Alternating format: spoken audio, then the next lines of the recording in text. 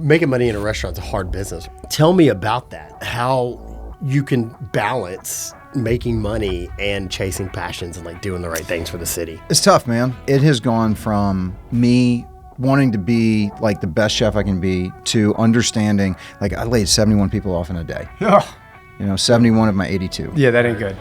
And that moment, and it was worse for them than for me, but it was heavy on me. Sure. I look at myself as someone whose job it is to ensure that I'm providing the best jobs that I can. Yep. And to do everything I can to make those jobs better. Yep. Now, making them better may be doing some of the things that we've always done, like putting out the best food we possibly can, making sure that we're serving it in the best way that we can. But the decision making is way different, and how we make those decisions. Sure. I feel like Memphis has given me so much that I just want to grind for us, not necessarily the people that get to come to my restaurant. Whether it be sick kids or unhoused people or those things. There's that adage: if you love Memphis, it'll love you back, and you're the embodiment. 100%. Yep.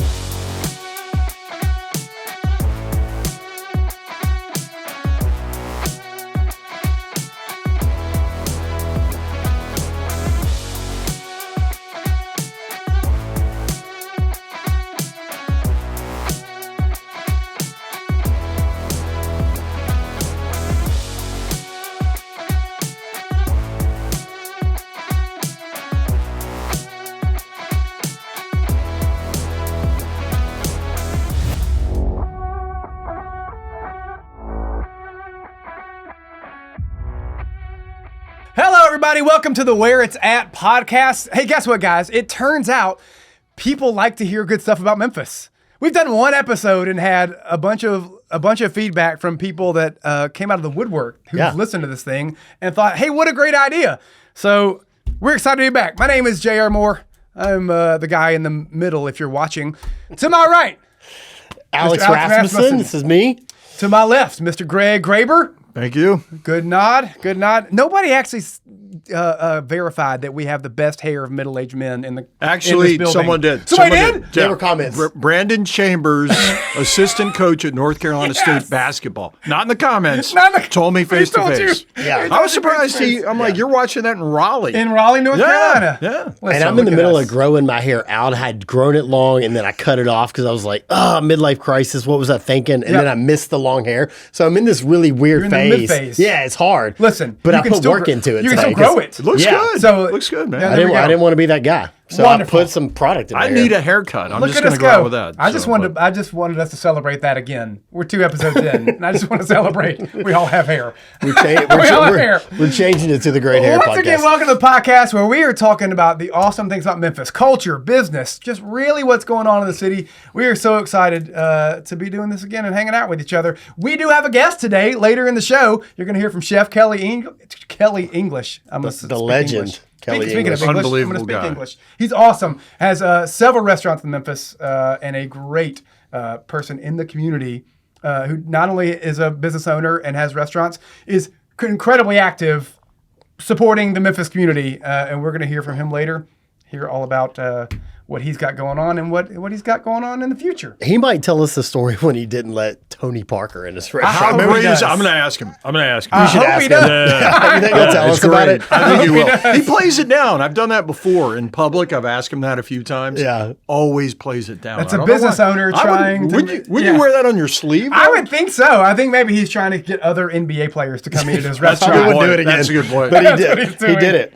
Speaking of NBA players, man, Ja Morant, We have one. he still currently plays for the Grizzlies. Look at that jersey. Very well, too. Look at that jersey. The other night. And we just got a recent reminder that when he plays and he's in a good mood, boy, is it fun. Oh, my goodness. Boy, is it 20 awesome. and 10 in the first half. On that stage, too, like the London. Yeah. Like one of the biggest, most cosmopolitan, media-focused Yep. places in the world. It is. When you watch that, it is the argument that I've kind of leaned on this whole time of like, you can't just, stars don't grow on trees. The dudes like him, you just don't go, oh well, it's been difficult. Let's just get rid of him and go find another one in the draft.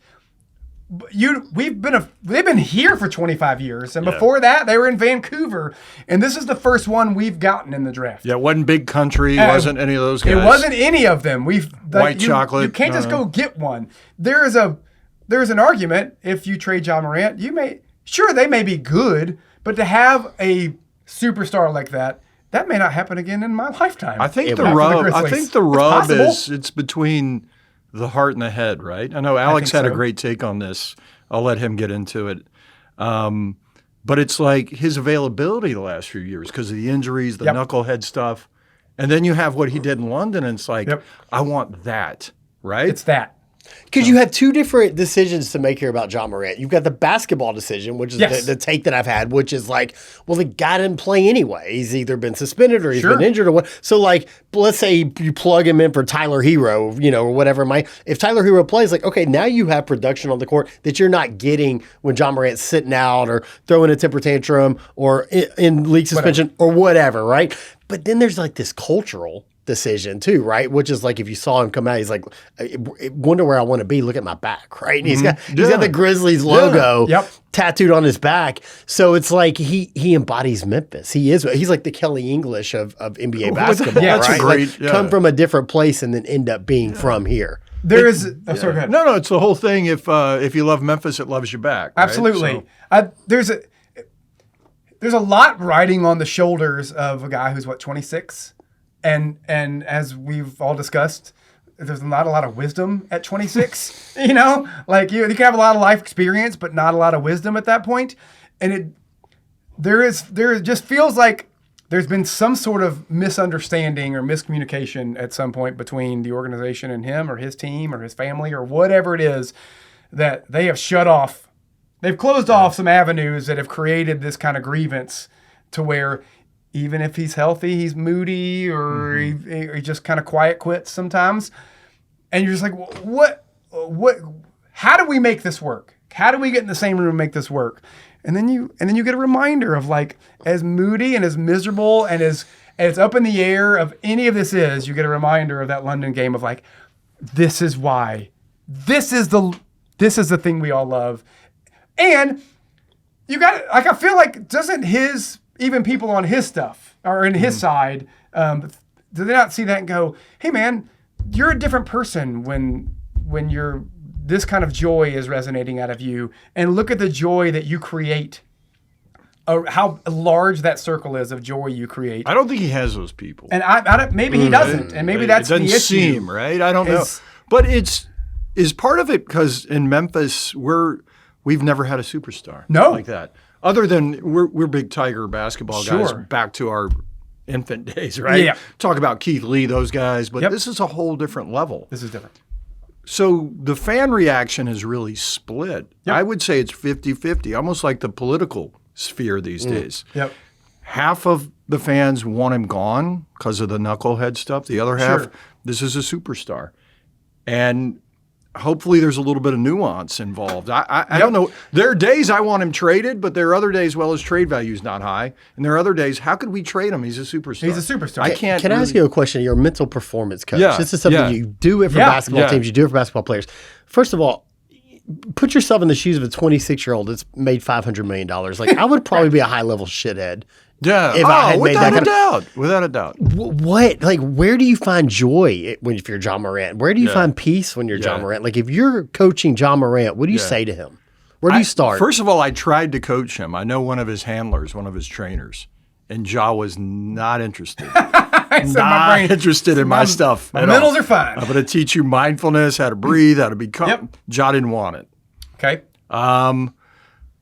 So we would try to teach him sort of emotional intelligence skills, like how to be present, how to be responsive, not reactive, how not to be impulsive, talk about not having instant gratification, having long-term goals, talking about how actions sometimes impact consequences, those types of things. Yeah. I wish you'd work with someone. Sure. Me, Ja. But if not me, someone. Somebody. I think it'd help him. And I don't mean that as a criticism. When I was that age, you could have told me nothing. Yeah, I wasn't flashing gun. But like, Knucklehead. I mean, my wife would say when I was 26, 36, 46, maybe even 56. Yeah. I was that way. You know what I mean? Sure. So I can't, to your point, getting all that money and that fame and that adulation at that age, you've got to have someone in your corner though. Whether it's a family member or a mental performance coach, whoever, calling you on stuff. I think it's just not exclusive to Ja. There's a lot of young, successful, very wealthy people who just are surrounded by yes men. Without a doubt. Everyone wants a piece. Listen, at 26, I was probably rather arrogant, and I wasn't even in the stratosphere of that success level, and I was arrogant and didn't want to listen to anybody. I cannot imagine if I had that level of success. You were in a successful band. And fame and money, and who are you to tell me what to do? Yeah. I get that.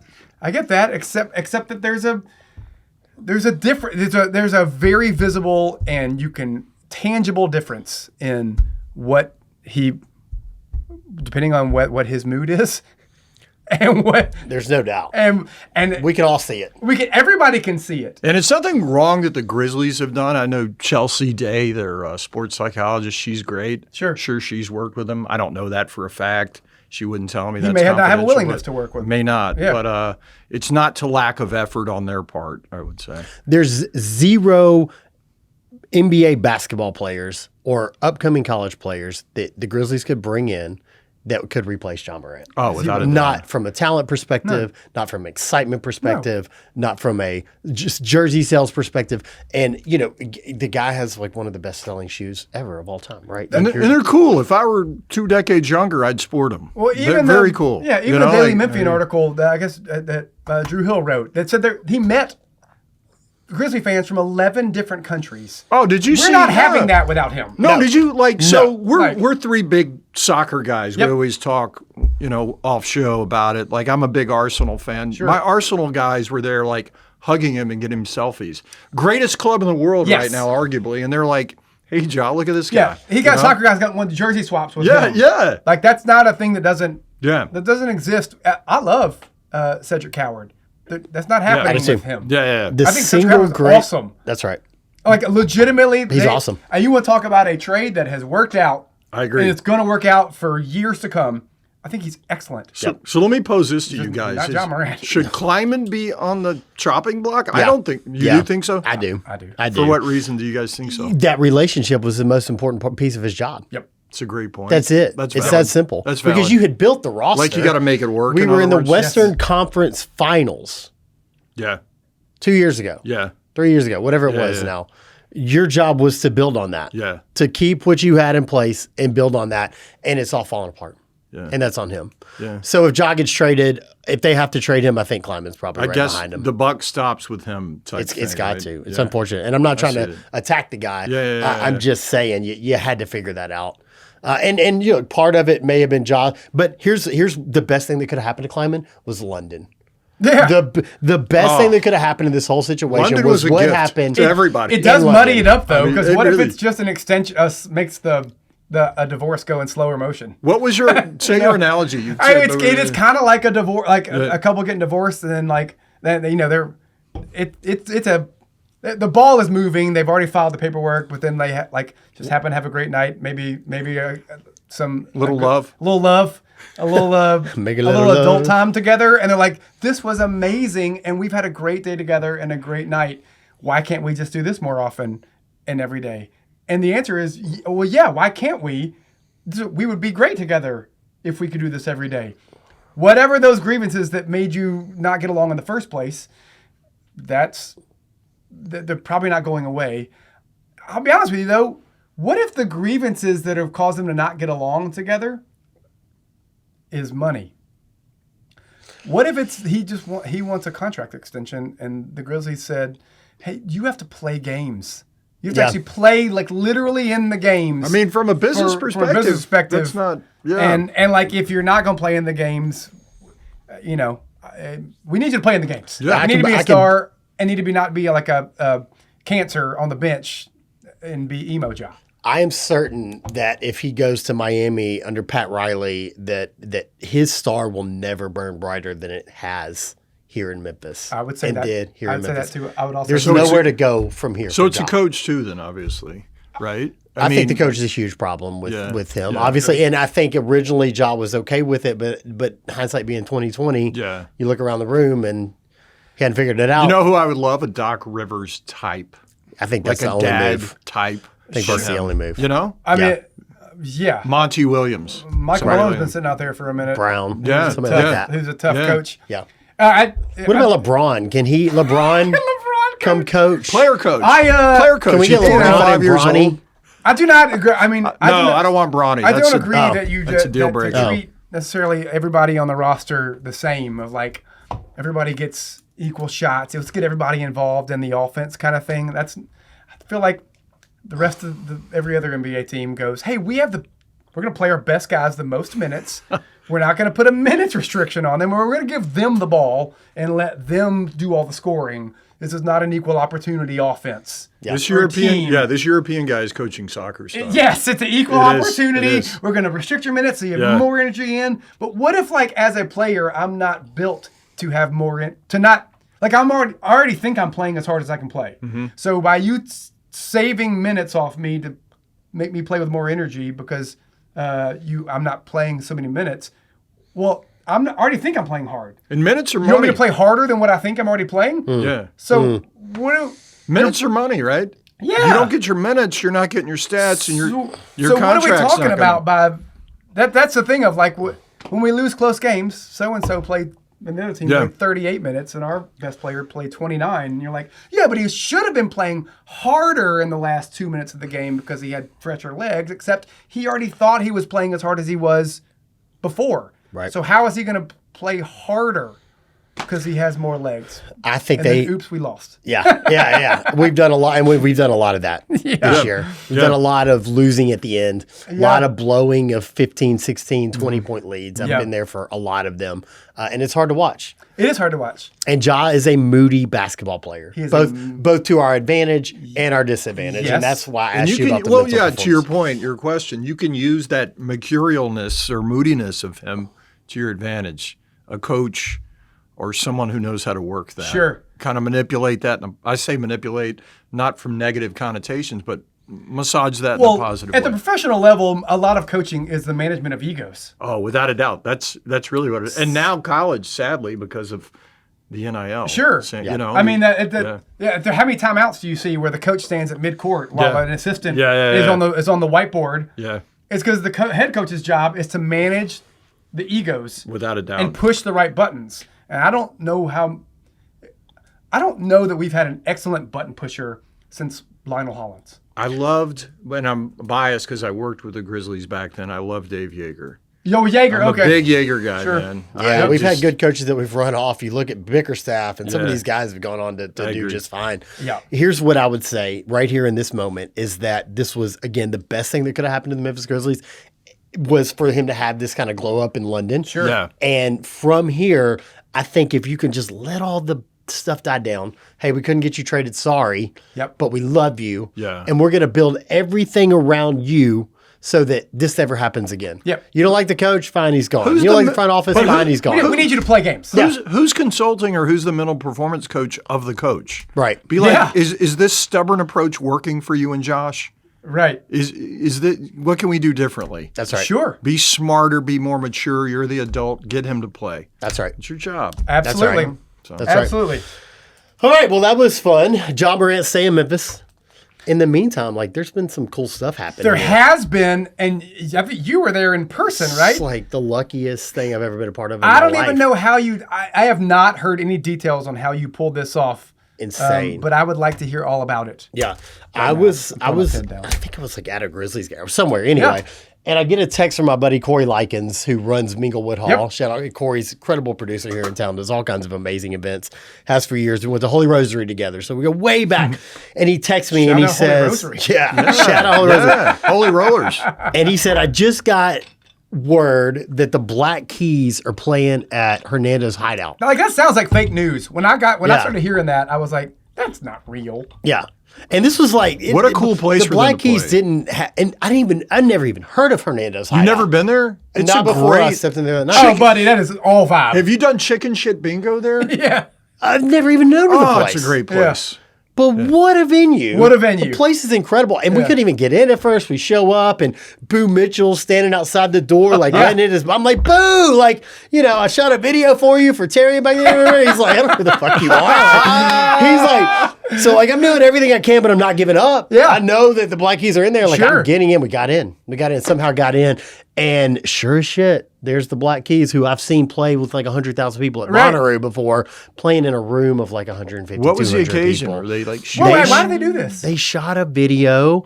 And it was like they were doing like a live video shoot album type thing. Oh. And it was like they wanted the room packed tight and there's cameras everywhere and this place, the lighting is like unbelievable. The Black Keys playing on Lamar, or the South 3rd Street, Lamar. Where the hell is this Brooks place? Road. Brooks Lane on Brooks Road. Great place. Yeah. Great There's no guy. parking. No, there's no like parking. like cars backing up should down be. the back It's- streets, like yeah. trying. Yeah. So that happened. And as a musician, like, tell me about like when you hear this, what do you think? I thought it was fake. I thought it was like fake news, like like one of those things of like, there, you know, it's always a joke for the longest time. Like it was like Justin Timberlake was going to show up somewhere, and then like, you know, he wouldn't show up because like he probably didn't even know what you're talking about. Not because he was being mean. It's like that was a thing of how you would hype your event. Timberlake's going to be there. And for a long time, we actually. The Tigers thing would be the rumors, right? My guitar player would always put Justin Timberlake on our guest list just so the door guy would be like, dude, I think Timberlake might be here because Timberlake's on the guest list. Brilliant. We used to do that. That's brilliant. all Is the that time. Phil? Yeah, when we'd play Oxford, we put Eli Manning on the guest list. So No idea good. if Eli's coming, but That's what we call but marketing. That's exactly right. But if the door guy sees it on the guest list, maybe he'll call and start word to get around. So I thought it was one of those things. Like the Black Keys are playing a show at Hernando's. I love Hernando's, but that is a tiny venue. Yeah. Why? What is happening? Right. And then I started seeing like videos and pictures of it, and I was like, this is incredible. Insane. I could like that is. I don't know where else. It's like the epitome of Memphis, right? Yeah, like where else that's does like that happen? the like. Oh, you don't that's get any more. Memphis. Yeah. Yes. You don't get any more Memphis than that. Absolutely. you don't. That Yeah. venue is one of the coolest venues. Unbelievable, and it's- apparently for sale. Yes, it So is. can we pick Really? it up and put it Yeah. in Germantown and call it I- JR's? I have made that. I have because we've done some private events there. Yeah. And I love that place. It is the vibiest of venues ever. It's so cool. It's just that it's on Brooks Road, and Yeah. you know, Where are you going to park? where are you going to park? And so People figured it if out. You could pick that up and move it to East Memphis. Yeah. Man, but that'd be that's the dope. crazy thing about that is like nobody there was no announcement for that show. No! It was just rumors It's spreading, just word and of like the mouth. line was down. Like people were not getting in. Like you were only getting in there if you knew somebody, Yeah, yeah. or you know whatever. That's an Uber venue, We're gonna say definitely. no. That by the isn't, way, yeah, you know? yeah. Oh yeah, every private event they played, they took shuttle buses. Like they parked elsewhere and they took a shuttle bus because there's not great parking. But there is no cooler venue. Yeah, I and agree. I mean that. There is no cooler venue in the city than Hernando's Hideaway. I wonder if you if wanna buy it, Kelly. buy it. Yeah. it What's Dale your Watson? name? Anyone I think- know? I think Did you Dale look at Watson it? How owns it. much? that? Surprised you didn't buy it, man. That's crazy. That's something he would do, though, So isn't it? crazy. I mean, He says that's I can crazy. see Alex. You see that crazy. grin on his See face? him Like, that's doing it. crazy. Yeah, He's I working on it may right or now. may not have inquired He's already about got the a bid price. on it. He said, "What am I supposed to do with it?" Like, I think actually what JR talked about, like the need is not that; it's not there, right? And when you know when you think about what's needed in Memphis, like it's probably not that. Like I don't know that me personally could buy that and like turn it into to what It's it not needed a to be. super accessible location. Yeah. I mean, in the scope of location. Right. These days, people are spoiled with having easy access to things. That's right. Even comes down to parking or whatever. It's just it's a difficult place to get to. Yeah. I wanted to go back in November. Thomas Dolby, I'm showing my age, from the early 80s, right? Yeah. She blinded me with science. Was it Minglewood? I'm like, you know what? That's a hassle. I'm not going to do that. Minglewood is not a hassle. I'm not going to stand up. Minglewood is. You know, they like- sometimes have seated shows. Oh, do they? Yes. Yes, Minglewood is not that's like the easiest venue Is to it? get to. All right, I need to check I mean, that right then, smack man. on Madison. Yeah, that one's pretty. I was being lazy. That one's But pretty there's easy. like a list of cool things in Memphis that like Memphians need to buy and like bring back, right? Like, I mean, from everything from the Coliseum to Hernando's. Sure. There's an opportunity Poncho's there. restaurant. Poncho's restaurant. Poncho's. Well, I mean, you look at like Elvis Presley Enterprises buying up as much real estate around Graceland as they are to make it nice. That's right. And it's really weird because you get off the interstate there and it's like, I don't know about this. And then you get to where, and suddenly you're in their whole thing. And like, this is fantastic. Yep. Like this whole area. And like even the music venue where at Graceland Live and that whole walk up to that where it's like all those little shops and stuff. Like it's awesome. It's amazing. Cool things can happen in unorthodox areas. Hernando's is one of those cool things that's a bit unorthodox, but I think there's a little bit more of that.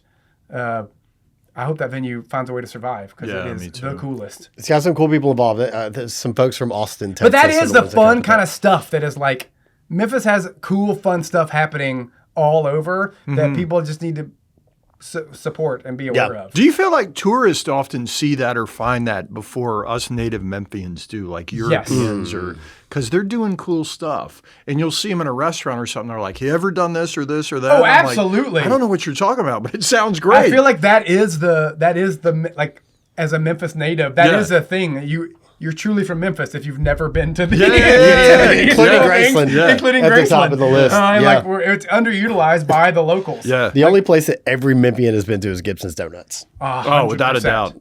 100%. Maybe Gus's. Hey, Gus's. Yes. Yeah. I feel like I want Gus's for dinner tonight. Speaking of food, we got Kelly English. We do. I'm excited. We should bring him in. We're going to bring him in. Coming up after the break, we're going to interview the man, the legend. He's not a Memphis native, but he is now. He's a Memphian. Kelly English, coming up next. Hey guys, I want to talk to you about signature advertising. For over 30 years, signature advertising has helped brands stand out, connect, and grow. We're a full-service marketing firm, but at heart, we're storytellers who know how to get results. We've worked with everything from startup companies to the biggest brands on the planet, including global leaders like FedEx, Hilton Hotels, ServiceMaster, True Green, and International Paper, as well as purpose-driven organizations like St. Jude Children's Research Hospital. If you're ready for a smarter strategy and creative that delivers, let's talk. Learn more at signature901.com.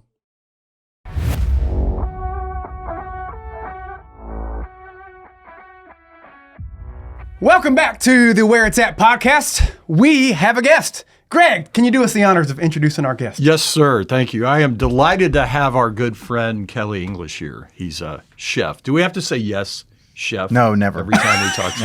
Never. Like on Please the don't. bear, right? It's so cool. Kelly is a good friend of ours, and it's funny in Memphis when you try to name drop and act like you're special and you know someone that's really well known. You can't do that with Kelly because everybody knows him. You're everybody's friend. That's the cool thing. So Kelly is from New Orleans. I think you went to the Culinary Institute of America. I did, Hyde Park, New York. And spent some time in Barcelona and all kinds of great cities, learning to be an outstanding chef, an entrepreneur. He owns Iris, Second Line, Finos, great sandwich shop. The name of the salad place, it eludes me. Rocket Greens. Rocket Greens, really good. Thank you. And then there is the bar, the real Swamp funky Bar. Swamp Bar. Yeah, So fun. Kelly does a lot for the city, a lot of philanthropy, a lot of good stuff. We're delighted to have you. So glad to thanks be for being here. Can I tell a real quick story? How I first heard about Kelly years before I knew him. It was back when the Grizzlies had the core four. Remember, we were with the Spurs. You guys know this one? No. In the playoffs. And back when Iris was in its original location, the little house in Midtown, Spurs are in to play the Grizzlies.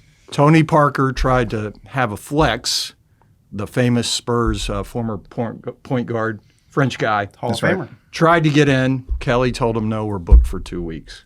It's true. How cool is that? But On behalf of the, no, don't diminish it. He always tries to You don't have diminish to qualify this, that. right? But I ended up on SportsCenter, and I always thought it would be for my own, like, athletic prowess. It should have been. I would be on SportsCenter, but it was because I denied Tony Parker. Well, you ended up on SportsCenter for this. I did. He tries to play it down. Every time I've said this somewhere in front of other people, he's like, well, no, really, I couldn't even get my in-laws in. There's a 2-week waiting. No, it's because they were playing the Grizzlies, and good on Conference you, man. finals. Good on you. Conference finals. I think it's okay to just go ahead and double down and say you did it out of spite. You think I tried to keep Eva Longoria out of my restaurant? You should have let her in. Good point. You should have let her in and not him. They do the thing like a bouncer at a club. She can come in, you cannot. That would have been awesome. No, she was like cheating on him anyway, though, right? Was she really? I think so. I think that was like the scuttlebutt. I don't know. Somebody don't was get me cheating on sued. somebody. I don't know who. She is beautiful. She is, yeah. Man, I did not know you better had to let her in there with her you own mystery. Finos. Have you always had Finos? Is that yours? Since to begin right with? before the pandemic.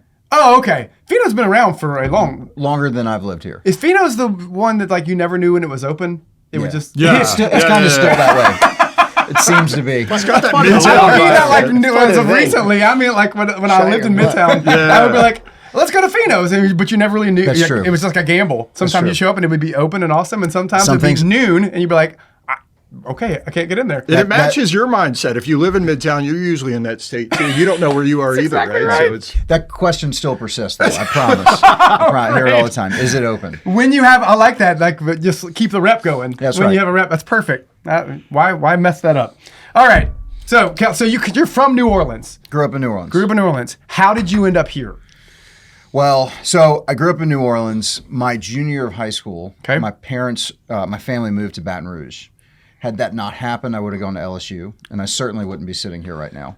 Wait, had they not moved to Baton Rouge, you would have gone to LSU? Got That's it. right. Is this like in a getaway from the family? I need to go I to didn't want college to go to high somewhere school else. for a third time. Sure, got it. That's Makes why I didn't sense. go to Ole Miss. So I went to Going to Christian Brothers here in Memphis. Sure. Like, Yeah. That's why I didn't go to Ole different Miss. schematic for me, right? Yeah. Right. Yep. Coming from there, but went to Ole Miss, loved it. Yep. Graduated from Ole Miss in hotel restaurant management. Went to culinary school Okay. in New York. Moved back down to New Orleans. Worked for some restaurants, and then moved here Got it. in 2009. Opened Iris. Okay. And now, fast forward, we're here. Well, you always just, hey, I'm going to go open a restaurant in Memphis. Like, tell me about that process. Because, what, 90% of first-time restaurants fail, right? Yeah, I was too young and dumb to know like how much I was gambling. You're I was out 29. I was 29 years Yeah. old when we opened Iris, and I was working in New Orleans, and I realized that I loved my boss. I loved the people I worked with, but there was exactly one person in that whole organization that could decide if today was their day off or not. And I wanted to create that for myself. My ex-wife was from here. We came up and for her dad's birthday, went to Cafe 1912 for brunch. The owner overheard me talking about work, and he said, "Hey, I've got this restaurant I'm thinking about selling. Would you like to take a look at it?" And I was happy where I was, but he brought me over there, and it felt like uptown New Orleans. There was a stained glass fleur-de-lis in there. I told my ex-wife, I was like, "Hey, like we're gonna walk outside, and a unicorn is gonna jump out of the bushes. Like this is this is gonna happen." And he agreed to be the bank for me. So he held the note on the building for me for 2 years. Wow. Yeah, so I didn't have to go out and get this big loan Sure. for a down payment or anything. It already had tables and chairs in it. We just kind of repurposed everything, Holy and cow. Memphis supported us. I couldn't be happier than to be here. Like I think Memphis has done so much for me and for my team, and so there have been opportunities for us to do other things, and like I'm great where I am. That's I love awesome. this place. So you were not working in a restaurant here when you opened Iris. I knew you no came one. up Wow. to open the restaurant. I knew no one except, and I said this the other day to somebody, but Andy Ticer and I worked together in college. Yeah. So I beat Michael Hudman to Andy Ticer, and we worked in this restaurant that's like a carbon copy of Mortimer's. Yeah. Same family. Yeah. So Andy and I Shout could go out work Jameson's. Chris Jameson. Yeah, he shout and out I Chris worked there. Yeah. But if Chris has a crisis of staffing, he could just call Andy and I, and we could go make all the Knickerbocker clubs that he wants. I love it. Yeah, man. I love it. The French onion soup at Mortimer's is it's famous, right? Yeah, sure. It's great. I think that's the dish. I don't know. There's probably a lot of them. At what point, like, were you a Memphian though? Because I would say now, if people were putting together a list of most famous Memphians, and in fact, I saw one recently, you were the first on the list. That makes you a Memphian. What point in your heart and mind did you become a Memphian? When I first moved here and people ask me where I was from, I would say, I'm from New Orleans, but I live in Memphis. And I think after not really having anything to do with that story, but after that Grizzly season. That was around 2009 or 11, something like that. that. I think it was 12. Yeah. I think that sounds about right. But it was right after that I started telling people that I grew up in New Orleans, but I'm from Memphis. And so there was a That's a hard great line combo. That's a great combo. magical combo. Yeah, it really is. Yeah, Can we ask you, what's the worst type food in the world, and why is it called Nashville hot chicken? Do you know the story Great about how leading Nashville- question, Greg. Great leading question. Anthony Bourdain, did you see his quote on that? No. He hated it. He's like, this is crap. Well, do you know where it came from? I have no Do idea. y'all know? But you can't taste the chicken. Right? So I forget which restaurant really owns it. There's one of the two big ones that owns it. But there was a guy that used to go out, and he would go out with his friends all night long. And when he would come home, he would play cards with his buddies, and he would make his wife cook for them. All right. And so she got sick of this, and she decided she'd had enough. She was going to leave him. But one last time, she was going to cook for him, but she was going to burn their asses. All right. And she was going to make the hottest chicken that she could possibly make, and that is where Nashville hot chicken comes from. That is an incredible And these suckers love story. it. People love it. Yeah. It's terrible. Give me Popeyes, man, or Gus's. Popeyes and New Gus's. Orleans, I'm good. Yeah, Gus's I'm is good. great. We'll take Gus's. I don't need to be lit up just for the sake of being lit up. At No, this man. age, being lit up is a bad thing, right? We're talking about. I mean, yeah. So, That's a different not podcast. Good. Not good. Yeah. That's when we bring the. That's literally a different gastro guy. podcast. There's a The very gastro- famous one involved with that. The Gastro One guy will be in. That's right. That's exactly right. When you started Iris, did you have to? Did it just kind of grow organically, or you went from you're a business owner now from being just a chef working for somebody else to now a business owner, and I didn't you have realize to that. market, actually market your restaurant. Yeah, and we didn't have all the tools we have now. Sure. Luckily, so I think that Iris was so successful because we came at the right time, and I hired the right people. Right. My front of the house was amazing. Gotcha. They had worked together before. Jeff Frisbee, who runs the front of the house at Tsunami now. Yep. Ran our front of the house for the first 8 years. We had no turnover for 8 years. So, we didn't have to deal with Facebook and Instagram and all that stuff. Sure. It was all word of mouth. And I remember the first few months that we were open, and we were so slow. Like, we couldn't.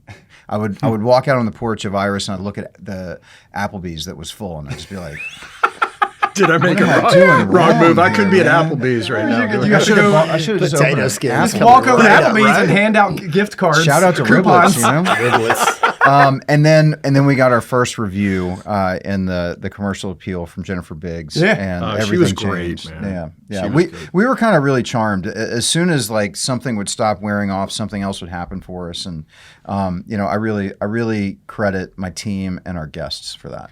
Did you think there was as far as the kind of food that Iris served, did you think there was a hole in the Memphis market for that, or that's just what you knew how to do and do well? So when my ex-wife and I were driving back down to New Orleans after we met Glenn Hayes, I was just going through all the things. Like, if we were going to do this, what would it be? Sure. And I arrived at that it would be exactly what I would want to do, which would be to bring a modern Creole restaurant out of New Orleans and bring it somewhere else.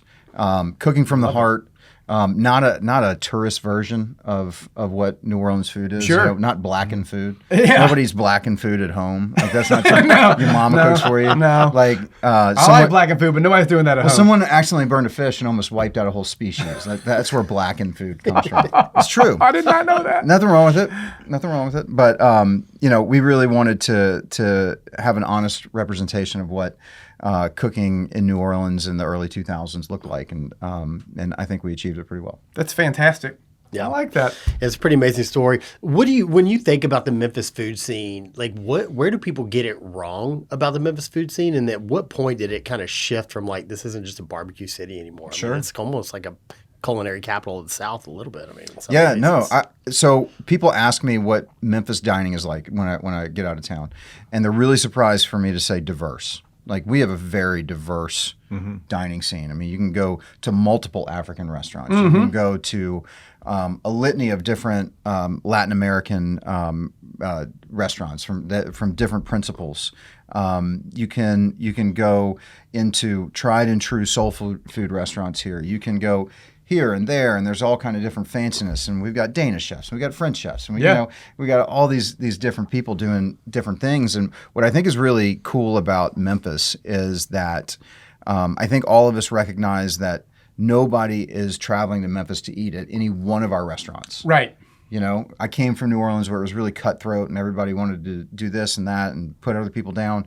And what's really cool about Memphis is that like there's no hating. Like we all kind of like lock arms and recognize that we all need each other to do what we're trying to do. And it leads to people staying in their own lanes a little bit, you know.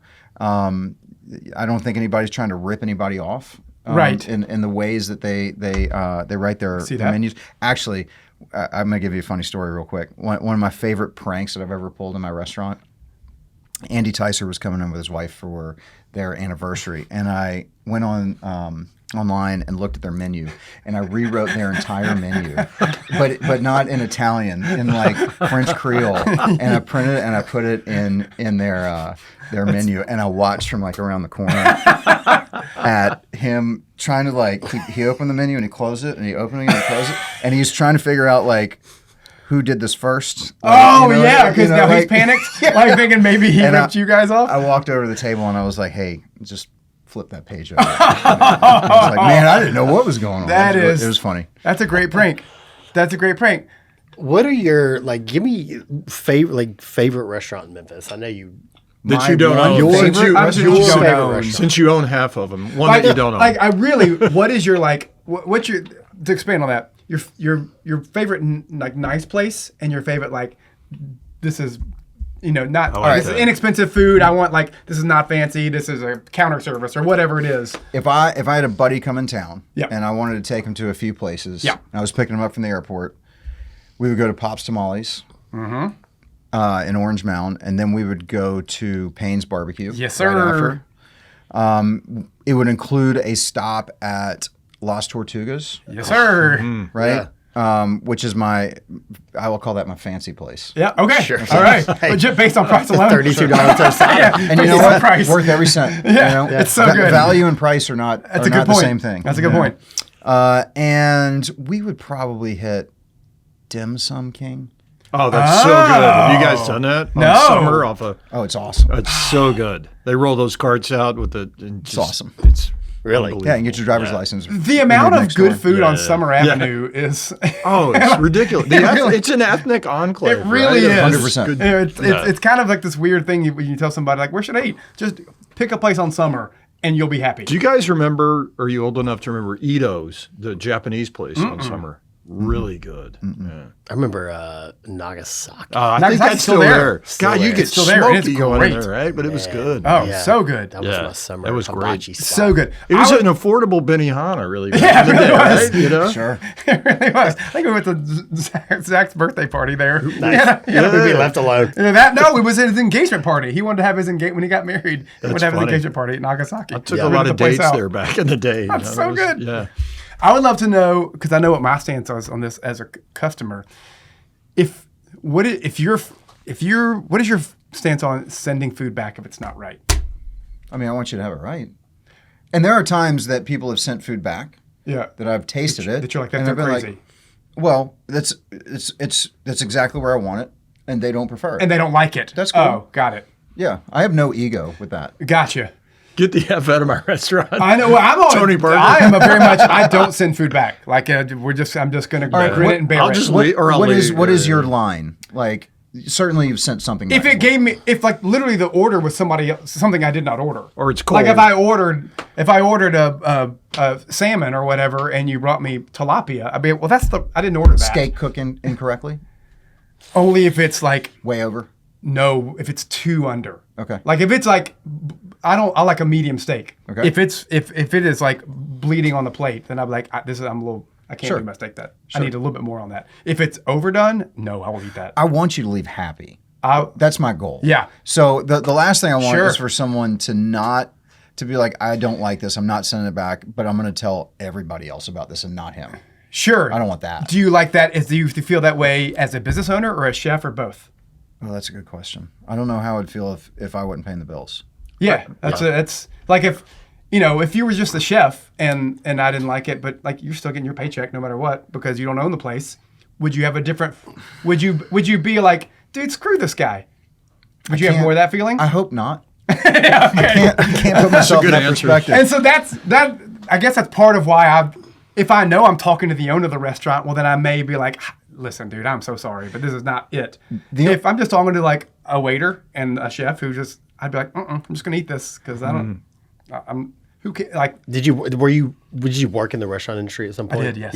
Yeah. So it changes. It changes how you think about. For sure. So my funniest story that kind of is butts up to that. Sure. It was early in my career. Yep. And you can do anything you want in my restaurant as long as you don't mistreat my staff. Sure. I do not like it. Yep. It's the only reason I've ever kicked anyone out of the restaurant. Yep. Okay. And it's happened 3 times. Yep. This didn't happen then. But anyway, so my server comes back and he's got this steak and he was like, hey, this guy ordered this medium rare and he says it's overcooked. And it was. And what I do when that happens is I put a new one on and I bring it to the table. Got it. Lets me apologize, check with everybody else at one time. Sure. So, the server said this guy is being kind of a jerk. So, okay. So, and early in my career, I wanted to be as fancy as possible. White jacket. Oh, yeah. White apron to the floor. Yeah. Right? You could wear the costume for the whole thing. It is a costume. In fact, I call it my costume still. I do. Yeah. Anyway, so he says, well, this guy's kind of being a jerk. Sure. So I go out there. I bring the steak to the table. I put it down in front of him. I said, I'm so sorry about this. Is everybody else okay? And he looks at me and he says, how in the F do you expect me to eat this without a knife? And I said, sir, I highly doubt you would allow me to speak to you in your office that way, and I'm not going to allow you to speak to me in my office that way. Okay? And he and I looked at each other for a minute, and I went and I got a knife. I put it down next to him. And he and I had another short stare-off. Sure. And he said, what do you want from me, an apology? And I said, no, I don't want anything from you. And I turned around and walked away. And this is where I made my mistake. Okay? I get to the kitchen, and I'm furious. And I turn around, and I go back to the table. Oh, yeah, you all know. Yeah. Should have taken the deep breath. Yep. That's right. Well, I was 29 years old at the time. Oh, yeah. There was no deep breathing. No deep breathing at all. No mindfulness. There's no wisdom there. No. Who needs mindfulness at 29? Yeah, no. So I get to the table, and I'm standing there, and I'm furious, but I don't have anything to say. Okay? And he looks up at me. Just to make you uncomfortable. He looks up at me, and he says, and I said, I just want you to know that I still don't need that apology. And I turned around and went back to the table. Man. But before he left, he told his server, he said, look, you were great, but that busboy needs to learn some manners. Because I looked like a child, and I was dressed in all white just like my servers. Well, no wonder. He thought the busboy came out and got an attitude with me. That Who busboy? is this guy I think he is? That's great. Busboy got a promotion the next day. To go somewhere. Sous chef on his So how do you find time? You do a ton of community service. Like when I was an administrator at Lausanne, he was always nice enough to come and talk to the kids in his costume. In costume. And his costume. You feed the unhoused during Thanksgiving, and you do a ton of stuff. How do you find the time? I probably, on a textbook, I probably should not do all those things, just time-wise. But like I said, I feel like Memphis has given me so much that, I just want to grind for us, and not necessarily the people that get to come to my restaurant, the people that don't get to come to my, or a bevy of restaurants like it, Sure. Whether it be sick kids or unhoused people or those things. There's that adage: if you love Memphis, it'll love you back. And you're the embodiment. 100%. Yep. 100%. It's great. Yep. It's making money in a restaurant is a hard business, right? You're protecting pennies. I used to work at Flight chasing many nickels and dimes. Man. I'll never remember Russ Graham. I'll never forget Russ Graham took 100 pennies and he threw them on the table, and he's like, food costs, labor costs, liquor, and he just started thinking, well, he's like, we're trying to protect a fucking penny here. And it was like, that was when I realized, like, shit, like, I don't know that this is the right industry. Made a mistake. It's tough. Money. So Tell me about that. Tell me about the how you can balance making money and chasing passions and like doing the right things for the city. It's tough, man. So when I was 29, you asked the difference between being a chef and a business owner. I didn't recognize anything about being a business owner. We were just busy. I had the right people on the team. Yep. And we were busy enough to hide any business inadequacies that Right. I didn't find the need to pay attention to. Right. Because it was all just working out. Sure. And I also I had no investors. I do now. Yeah. But I was completely by myself for the first 5 years. And so since then, and really pandemic and on, Yep. like it has gone from me wanting to be like the best chef I can be to understanding, like I laid 71 people off in a day. Yeah. 71 of my 82. Yeah, that ain't good. Ugh. And that moment, and it was worse for them than for me, but it was heavy on me. Sure. I look at myself as someone whose job it is to ensure that I'm providing the best jobs that I can. Yep. And to do everything I can to make those jobs better. Yep. Now, making them better may be doing some of the things that we've always done, like putting out the best food we possibly can, making sure that we're serving it in the best way that we can. But the decision making is way different, and how we make those decisions. Sure. Walking around with spreadsheets and a calculator and like Yeah. shit, man. You never thought you would be Protecting a doing penny, that, right? right? No, I wake up in the middle of the night and I like do math in my head, and it's dumb. Right. Yeah, yeah. Like I'm with you. obsessively. I'm with It's you. no different than another. Yeah. Where if you're a basketball coach or a college basketball coach, you're like a CEO where you thought, hey, I just like to coach basketball, but you forgot you have We've all gotten to that boosters point, and right? a program Sure. to deal with, and it's being a chef that you're like, I just want to make awesome food, but hold on, I have to be a master at Excel. It's crazy. We all kind of move into that, right? At some point Yep. in our chosen domains where it's like, I didn't go to school for business. And you can't hide everything It's with like- butter. No, Not everything. I mean a lot. You're gonna hide a lot. A lot. Success kind of begets success. And I'm sure you've had opportunities, but do you have an interest in any expansion outside of this region? Like, I have before. yeah, I've had restaurants in St. Louis, and I've Okay. had restaurants on the Gulf Coast. sure. And both of those were with partnerships with casinos. Oh, in got Harris. Pardon me. But no. Yeah. No. I mean, it's a lot. Yeah. The way we kind of operate our businesses doesn't really like make a lot of sense for me to be running around Sure. doing the things. that we do. Certainly to have your actually finger on the pulse of Yeah. whatever that, outside the market restaurant is really tough. More second lines or Finos, maybe. Yeah. But as far as irises and things like that. No. Right. Got it. That When makes you're sense. working on a concept for the city, like what do you think about what the city needs or what you want to do, or like in the middle of that? How do you I look for decide, like- gaps. Yeah. I look for gaps. I certainly look around to see what's being done, what needs haven't been filled, or what wants haven't been filled. There's more wants in our world than needs. Sure. No, but I think that if you are not making your decisions based on what exists and what doesn't exist, as opposed to like I just want to do this, like you're gonna flop. Yep. You're gonna flop. Yeah, and the Iris move. So you moved Iris to East Memphis from the original house. Talk about that. I mean, was that just opportunity? It's or? a big difference in tough. size. Yeah. I mean, It's tough I mean, every it's a day big still. gamble, right? It still is. We went from. I'll tell you what I underestimated. Underestimated what taking a 5-night-a-week, 12-table restaurant would do as opposed to being a 7-day-a-week lunch and dinner, 200-seat restaurant. And if I'm being really honest with you, if I could do one thing over, I would have changed the name and just Really? let Iris be what it was. Yeah, and I'm super proud of what it is now. Like Yeah. I don't say that with any like ego hit. Sure. But I think that especially in the beginning, I think people came in expecting us to just continue exactly what we were doing. Yeah. And there were times that we couldn't deliver it. I got you. Like I said, I'm really proud of what it is now. Equally proud. It's It's different, just, right? It's yeah, different. They're both great in their own respects, but it's it's different. a different era of my life too. Yeah. You know, I opened Iris when it was the food was all about more bacon, more butter, more this, more that, more this, more that. And that's not where cooking is anymore.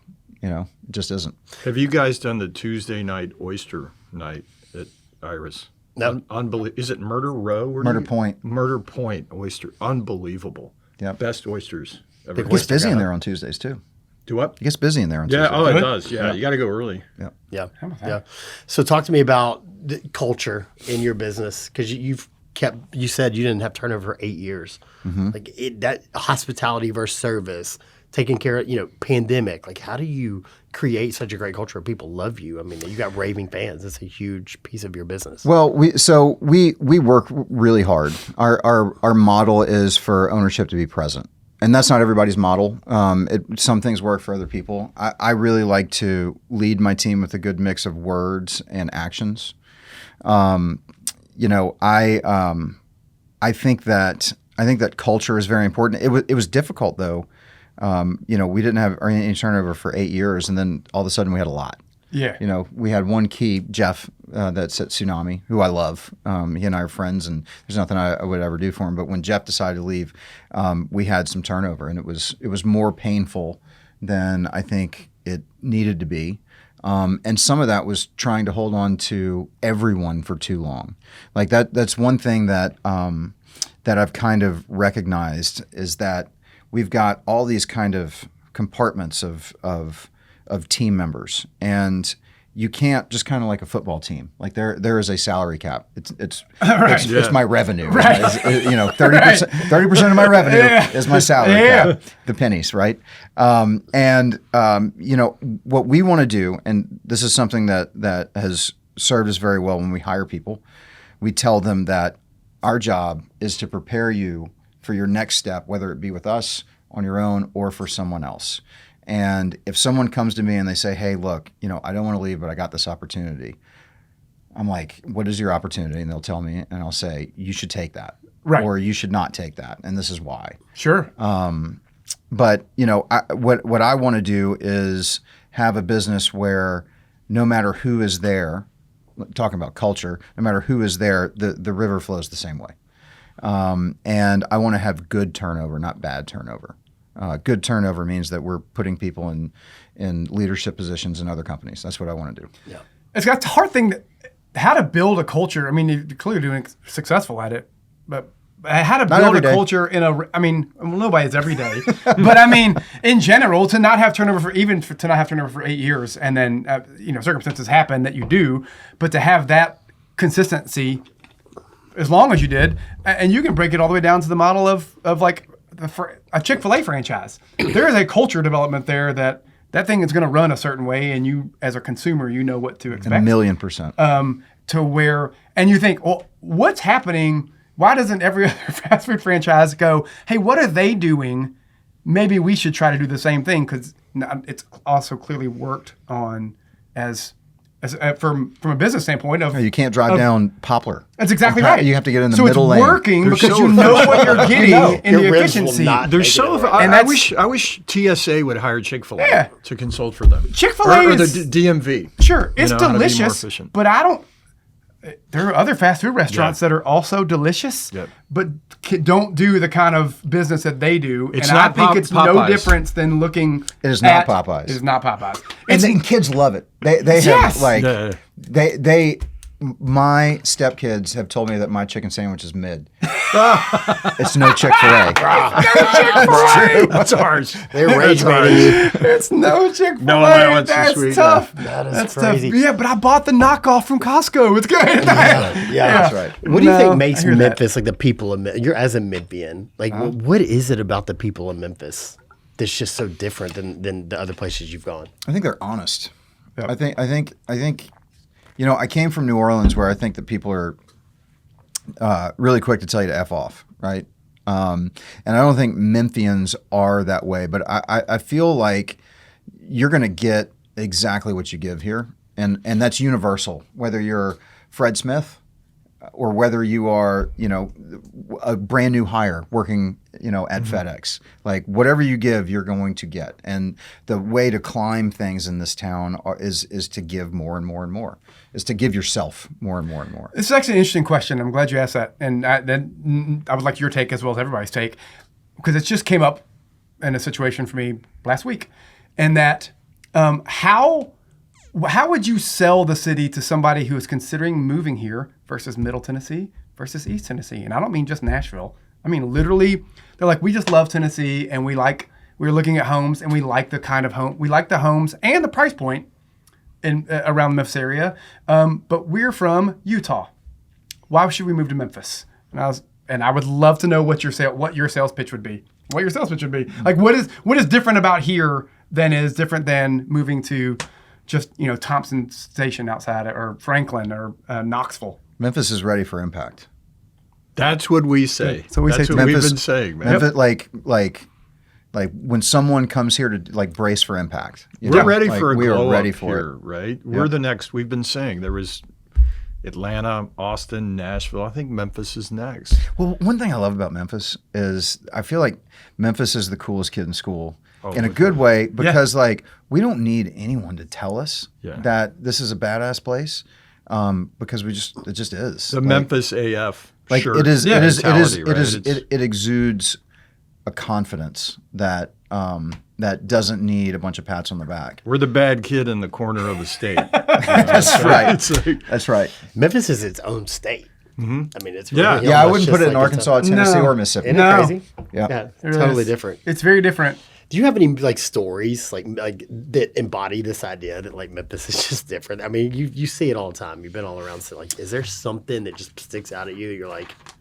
Yeah, I think there's a lot. Like I think that you look at the data of our charitable giving, right, is off the charts in this town, and not only that, it's that people give to things that they find personally important, and they give to things that civically are important. Like I think that there's a lot that makes this world go round. When I think about like a specific story of just the craziest Memphis stuff, I ended up in a room with Craig Brewer and with Yo Gotti and I forget who else was in that room. It's a hell of a mix already. But good mix. we were at Crosstown, and like I was looking around, I was like, how the fuck do I end up in this fucking room? Like, this is wild.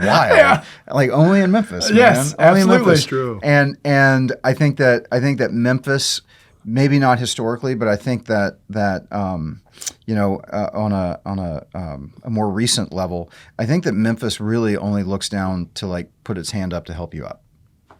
That's the only reason that anybody that I know that I like to hang around with looks down on anyone, is to grab them and pull them right up. I think I agree with that. I think there's much more. I think there's a lot more cheerleaders for the success of others inside this city than as opposed to other cities. It's other places you go like, how is that guy doing it? What's his? You should be coming over to my team or whatever this. And I think that we cheerlead other successes or each other's successes, and even in the restaurant business, we're like, I'm buddies with all these dudes. Yep. We want everybody's restaurants to be successful. Yeah. Get out and eat. Just go support each other. You're a big Grizz guy. What do you think about our need to keep Ja Morant here, or where that's at? What's your thought? I try not to like judge leadership, because I find that leaders really, one of the things they do is like they're not the ones that are complaining about things. They recognize that other people have decisions to make. I really hope he stays. I think that'd be great. I think that if the powers that be have other plans and feel like it's a better thing, then I'd be on board with that too. But he sure is exciting, and he sure did look great the other fun. night. He did it on the right stage. Sure is right? fun, man. Now we need him to do it every Tuesday night. He doubled down. He was like, what's the logo on my back? I love it. And he's got an M tattooed on his back. Yeah.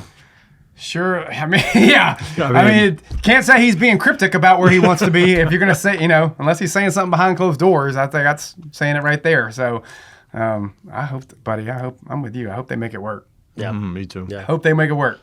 Well, this was great. This was awesome. Yeah. Thank you for joining us. Thanks for having me. Yeah, coming in. And support the restaurants. Tell us one more time. Let's run through the Kelly English. I'll tell you what. Restaurants. I will tell you to please support any small business restaurant that you find important. We have a bunch, but a lot of people have a bunch, and every restaurant is important to somebody. So I would urge you, especially in months like January or in the summer, to support restaurants that you find important.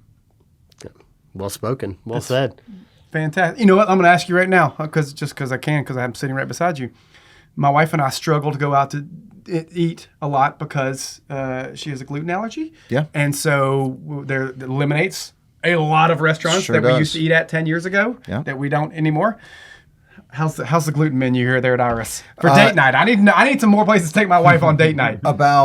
About 3/4 of our menu is gluten free, and there we go. Our fried oysters are gluten free. No, so there we go. Fried oysters are gluten free. True. When is the fried new? Have you always had fried? Mm-hmm. I didn't know that. This is perfect. Yeah, we got your wife covered. This is great. I might be there on Saturday. if the snow holds off. I know. It is going to snow on Saturday. God, I do not like snow.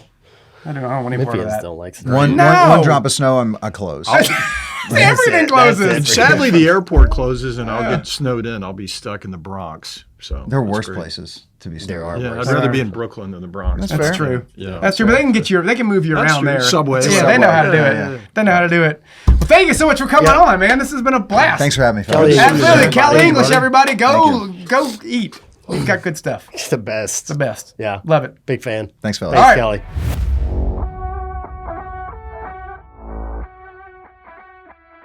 Welcome back to the show. Now, we pride ourselves on being as positive as possible on this show. But, we are human beings. And so we'd like to bring you to a little segment called The Airing of Grievances.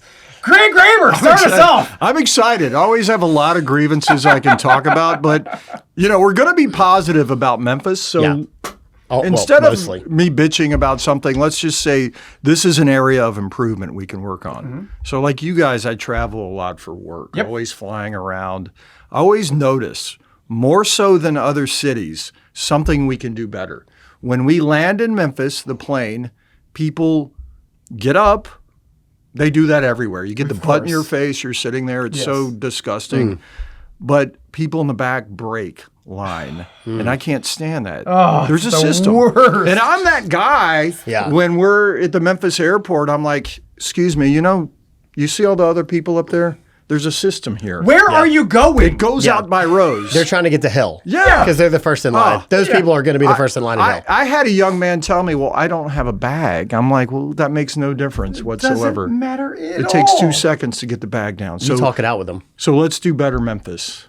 Do you talk it out with them? You ask questions? I tried, but as a mental performance coach, I need to be more mindful and just not talk it out with them. I can't. I don't get like in their face and get pissy with them or like bow up, but I'm like, excuse me, sir. I do get a little. You see me sitting, and I'll even stick my leg out in the aisle, and they'll like go over it. Love that. I mean, there's like the semi, the guy driving down the emergency lane. You go and pull over there halfway. I've got these long legs, or I'll put my bag in there. But it's always in Memphis, and let's do better Memphis. Oh, man, I love it. I want to tag one little thing on here because three of us, like we just said, we're soccer guys.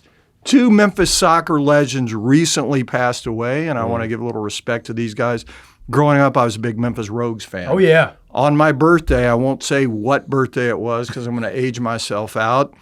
1978, May 24th, Tony Field, a former New York Cosmos, scored a goal against the Cosmos. Love that. I still have a piece of that net. He recently passed away. Rest in peace, Tony. R.I.P. Eddie McCready, the first ever coach of the Memphis Rogues, also passed away. He was an FA Cup winner at Chelsea, all in the same week. What was it, the NASL? Was that the the NASL, name of the league? Yes, sir. North American Soccer League. Well, it's kind of crazy that as much as we talk, as big as the MLS, and I hope it continues to be more and more successful, we did have a pretty incredible soccer league. It was crazy. 50 years ago. I saw guys like George Best, Johan Cruyff, Beckenbauer. They all came in the Liberty Bowl. It was so cool. It was ahead of it. Me and 10,000 other people. America was not ready for that. Not it was ahead of its time. Memphis certainly wasn't. I loved it, man. That's awesome. The Rolling Stones played in the Liberty Bowl. Yeah. That's a true story. Historic. How about that? I mean, speaking of my area grievances, and I guess we're working on this. I hate that we don't have a soccer team here anymore. Right? I do too. Like, I was such a 901 FC guy. So speaking of, there's a jersey right there. Jersey. As far as events in like sporting events in Memphis go, I took the family to more of the, like me and my son go to Grizzlies games all the time and Tigers games, but like all four of us. Yeah. That was like a Friday night out in the spring and summertime. And it was affordable to do it, and it was so much fun. It was so awesome. And I played soccer, and I obviously see youth soccer constantly. You don't realize just how good these dudes are. So good. I worked with a couple of them over the years, a couple of their keepers and midfielder or two, and yeah, it was great. I hate it. My wife's exposure to soccer is limited to our son, and so she was like, it's like a magnet on their foot. She just couldn't believe it. She couldn't believe how good they were, and she doesn't know. So let me ask you this: anything. Oh, speaking of that, I'm glad you said that. So Dana White, the head of what's it called? UFC. Yeah. Yep. Said soccer's the worst sport in the world. It takes no talent. That's why 3-year-olds play it. Oh! That's disappointing, isn't it? It's disappointing. That's so disappointing. Coming from a degenerate gambling roid head. Yeah. Yeah. Yep. Wait. Allegedly. Yeah. Allegedly. Let's put that in there. Allegedly. Get myself sued every year. But I'm with you. I wish there is a Division 4. They're working on it. But is like does USL that count? 2? Does maybe? it? No, it's like Carey Talley it's Carey's. and Clark Talley. Yeah. They're bringing a team back. Yes. It's actually going to be called Memphis Football Club. Semi-pro, like I think, MFC. Right? It's going to be MFC? Yes, it's going to be MFC. It's going to be called MFC. And it's USL too. Kind of semi-pro, like college players can play on it and stuff. So I might be letting the cat on the back a little bit, but I'll support them. No, it's still announced. Yeah. Okay, good. It's been announced. Yeah, no, it has. Okay. Yeah, but I'll support it. But I'm with you. I want a higher level. I wish when we had Nano FC, I often watched. I mean, I was like the weirdo who would be on ESPN Plus watching the away games, Louisville FC, and like them playing in wherever Phoenix, and like I would see these little small stadiums, and like I was like, I'm so jealous that we don't have that, like that's gone, and we had such a blast. And so I hope the USL2 thing, especially doing it out at Mike Rose in that stadium there, I hope it's successful to where it just kind of like just plant some seeds of like, okay, this can work if with the right amount of support and the right location. I think it's possible that Audubon Park was just a tough location for. It was not a soccer stadium. Their targeted demo, and it was an awful stadium. It was terrible. I mean, the field was awful. Yeah, it was bad. So too narrow, and having to have the temporary grass put on the pitching mound, moving the mound. That was tough. That was tough. But dribble around the mound. But it was always so great to go there. And so my grievance is that we don't have that anymore, and that was awesome. That was an awesome family thing, cool family thing. And I hope I hope we bring that back at that kind of level. Me too. Yeah. At the USLC level. We talked about federal investment in Memphis recently as it becomes the safest city in the U.S. I love that. And here's my question. Turd, man. Man. Yeah, here's my question about federal investment. Is like, can we like fix the potholes? Yeah. And, like widen Poplar. Yep. Yeah. Like, I'm so sick of putting like rims and tires on cars. 100%. And like, I hear that you can submit to the city like that you hit this pothole and blah, blah. Like nobody wants to do all that. Can you just have the National Guard like have those asphalt because they're not doing anything, right? They're just chilling. Like walking around. They're just hanging out at Home Depot. Start paving. Yeah, can they like fill potholes? Can they start I'm just paving? wondering like can we move to that part of the Renaissance of Memphis? I'm with you on that. Like, I love the thing like when we changed the legal drinking age to 21, Louisiana held out, and the federal government, to put pressure on them, basically said, "That's fine. We're not going to give you funding for your roads until you raise us to 21." And so they eventually buckled and raised it. Yeah. And there's a definite difference when you pull into Louisiana. The roads are awful. And so I wonder, like, what did we do? Right. Who did we make mad? Can we not get state or federal funding? Come on, task force. Now let's pave some roads. Yeah. I'm with you on that. All right. Well, we did it. That was good. That was number 2 in the books. Episode 2 in the books. Who Thank does you, Kelly. number 2 work for? All right. Thank you, Kelly English. Thank you, Kelly English. Thank you guys Black for Keys. listening. Thanks for listening to episode 1 and coming back for episode 2. Yeah. Thank you, Ja Morant. Thank you, Black Keys. Yeah. Thank you, Baby Jesus. London. We're just thanking everybody. You've been listening to the Where It's At podcast. We love it on Memphis, and if we keep doing that, Memphis is going to love us back. My name is J.R. Moore. This is Alex Rasmussen, Greg Graber. We will see y'all next time. Peace. Cheers.